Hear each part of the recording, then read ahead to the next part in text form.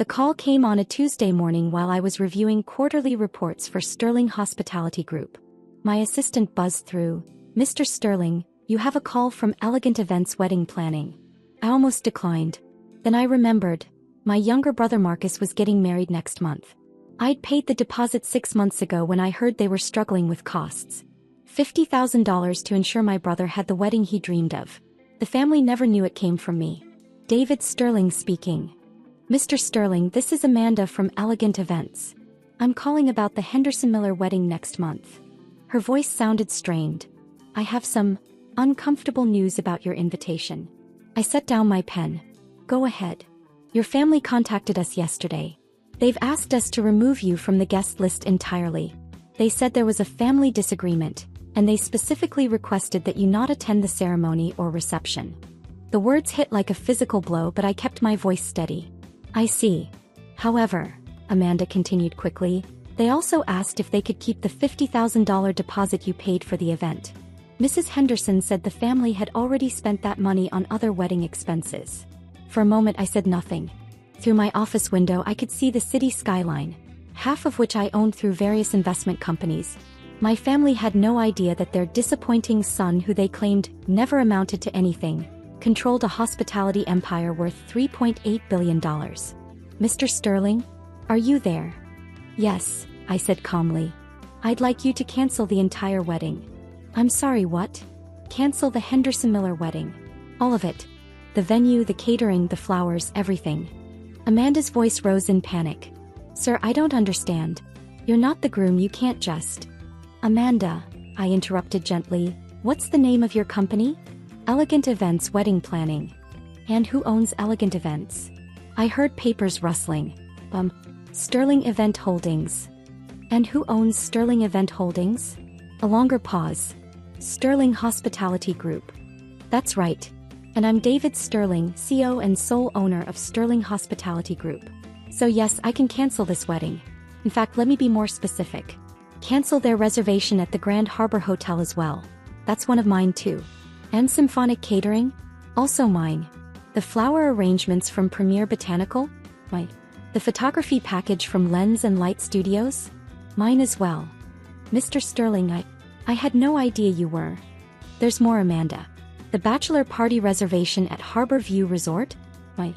The rehearsal dinner at Coastal Elite Restaurant? Mine. Even the limousine service they booked through Prestige Transportation? Mine." I could hear her breathing heavily on the other end of the line. "But sir, the wedding is in 3 weeks. There are 200 guests, deposits paid. Cancel everything. Refund any deposits paid by guests for accommodations. Send the Henderson and Miller families a bill for the full amount they owe, minus my original $50,000 deposit, which I'm keeping as a cancellation fee. Mr. Sterling, this will destroy the wedding. There's no way they can find alternative vendors this close to the date. That's not my problem anymore." After hanging up, I sat back in my chair. 28 years old, and my family still saw me as the college dropout who threw his life away when I left Harvard Business School to start my first company. They had no idea that the small event planning business I'd mentioned casually over the years had grown into one of the largest hospitality empires on the East Coast. My phone buzzed with a text from my mother. "David, we need to talk about your recent behavior. Your attitude toward Marcus and Jennifer has been unacceptable. We think it's best if you don't attend the wedding. We'll be keeping the money you contributed since we've already spent it." I smiled and typed back, "Understood. Enjoy the celebration." What my family didn't know was that I'd been quietly building my empire for 8 years. It started when I dropped out of Harvard, not because I was failing but because I'd identified a gap in the luxury event market. While my family saw my decision as giving up, I was actually walking away from a guaranteed corporate job to bet everything on my vision. The first company, Sterling Events, began in my studio apartment. I planned corporate gatherings and small weddings, working 18-hour days and sleeping on my office couch. My family's response? "David's going through a phase. He'll be back to real work soon." Within 2 years, I'd bought my first property, a small event venue that was struggling financially.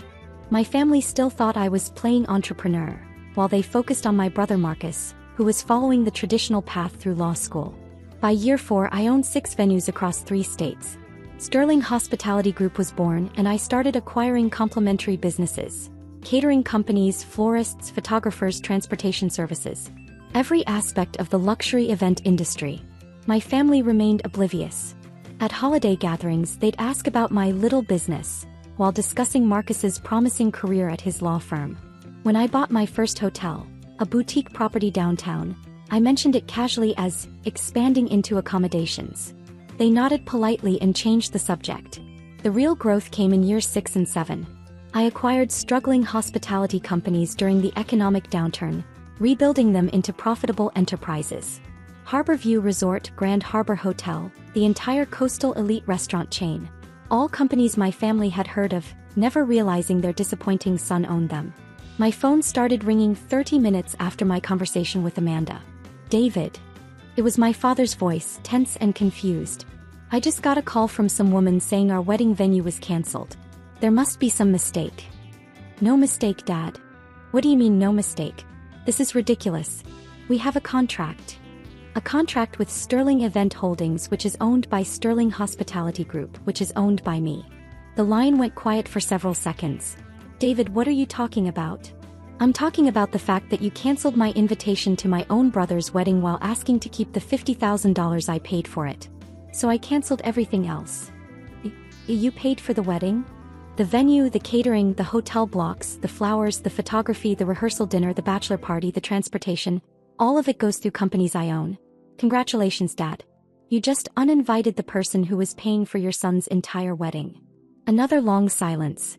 David, I think there's been a misunderstanding. No misunderstanding. You made it clear I'm not welcome at family events. So my companies aren't welcome to provide services for family events either. Companies? David, what companies? You plan parties. I almost laughed. After 8 years, he still thought I planned birthday parties. Dad, I own Sterling Hospitality Group. We control 47 venues, 23 restaurants, 12 hotels, 6 catering companies, and 11 event service providers across 7 states. We generated $1.2 billion in revenue last year. That's impossible. Check our corporate website. Check the business registry. Check Forbes' list of fastest-growing private companies. We were number 17 last year. I heard muffled conversation in the background. Mom had joined the call. David, Mom's voice came through, shaky and uncertain. We had no idea you were successful. You never told us. I tried to tell you. Every family gathering for 8 years I tried to share what I was building. Remember when I mentioned buying the Harborview Resort? You said it was nice that I was staying busy. When I told you about expanding into hotels, you asked when I was going to get a real job. But you dropped out of Harvard. To build this empire. I saw an opportunity and I took it. While Marcus was studying contract law, I was writing contracts that generated millions in revenue. My father cleared his throat. David, surely we can work something out. Marcus's wedding is no longer my concern. You uninvited me, remember? You made it clear that my presence would somehow diminish your perfect family celebration. We didn't know. You didn't know because you never bothered to actually listen to what I was telling you. You saw a Harvard dropout and decided I was a failure. You never looked deeper. My phone buzzed with another call. Amanda again. Dad, I need to take this. David, wait. I switched to the other line. Amanda. Mr. Sterling, I've been getting calls all morning. Your brother, your parents, even the bride's family. They're all asking about rebooking. And, sir, with 3 weeks' notice, it's impossible. Every quality venue in the region is booked solid. The catering companies are committed to other events. There just aren't alternatives available. What about the Grandview Manor? That's one of your properties too, sir. And it's already booked for that weekend. Right. Well, then they'll need to figure something else out. Mr. Sterling, your mother called crying. She said there are 200 people invited, family flying in from across the country. She's begging for any solution. I considered this. Any solution? Yes, sir. All right. Here's what we'll do. They can have the wedding at the Grandview Manor, my smallest venue. Reception capacity for 80 people maximum. Basic catering package, house flowers, staff photographer only. Total cost, $200,000 paid in advance.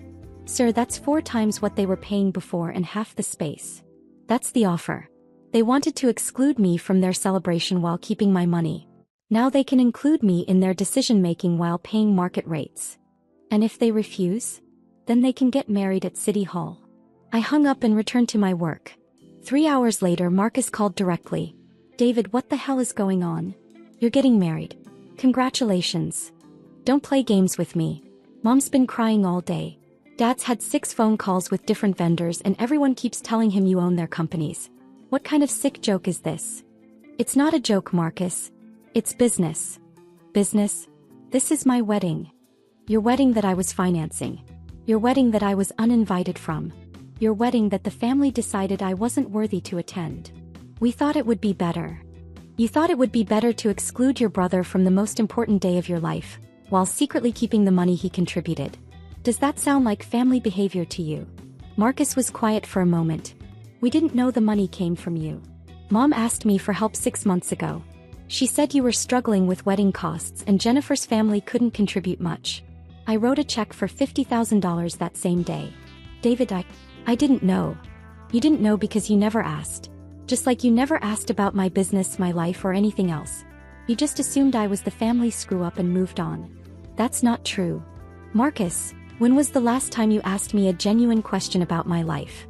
When was the last time any of you showed actual interest in what I do? The line was quiet. I'll make you a deal, I continued. You can have your wedding at one of my venues. But I want 3 things. A formal apology from the entire family, an acknowledgement that you misjudged me, and my invitation restored, not as a courtesy but because you actually want me there. David, of course we want you there. Do you? Or do you want my money there? That's not fair. Fair? You uninvited your own brother from your wedding while keeping his financial contribution. Explain to me what's fair about that. Marcus sighed heavily. What happens if we don't agree to your terms? Then you figure out how to have a wedding with 3 weeks' notice and no connections in the industry. Good luck with that. And if we do agree, then you get married at a beautiful venue with excellent service, and your brother stands beside you as family should. I need to talk to Jennifer and our parents. Of course you do. That evening my phone rang again. This time it was Jennifer, Marcus's fiancée. David? It's Jennifer. I think we need to talk. Congratulations on your engagement. Thank you. Listen, I had no idea about any of this. Marcus never told me you were helping with costs, and I certainly didn't know about your businesses. Most people don't.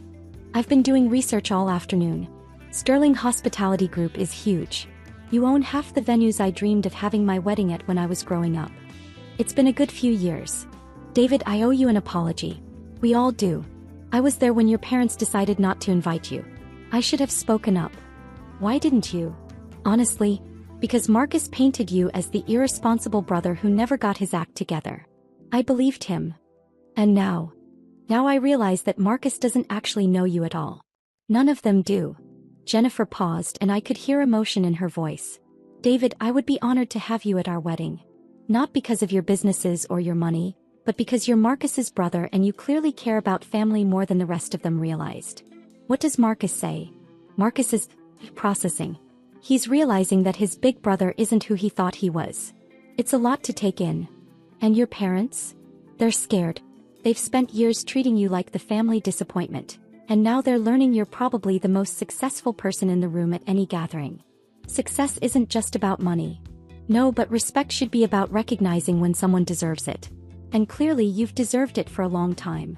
The next day Amanda called with an update. Mr. Sterling, your family has accepted your terms.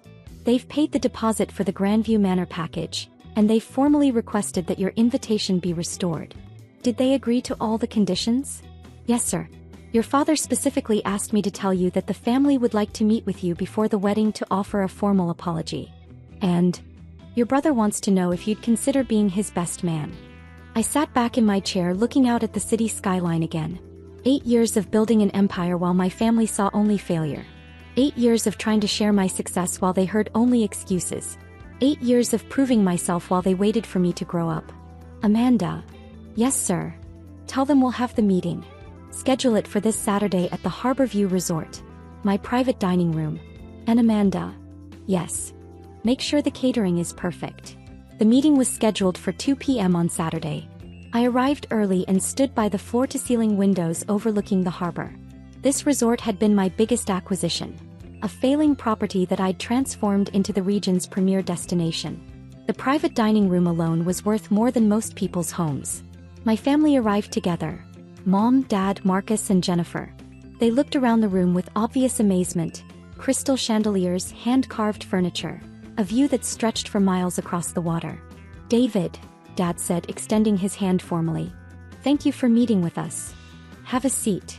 They settled around the mahogany table as servers brought in lunch, prepared by the same kitchen that catered to governors and celebrities. This place is incredible, Mom said quietly. I had no idea that I owned it.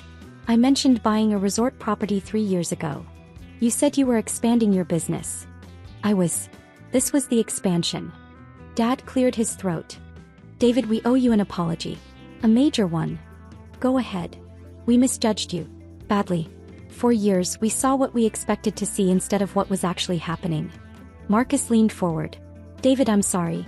I'm sorry for dismissing your achievements, for assuming you were irresponsible, and for letting the family uninvite you from my wedding. Why did you assume I was irresponsible? Because you dropped out of Harvard. Because you never had a traditional job. Because you never bragged about your success. Would bragging have helped? No, but maybe if you'd been more direct about what you were building. I smiled slightly. Marcus, I told you 3 years ago that I'd acquired a hotel chain.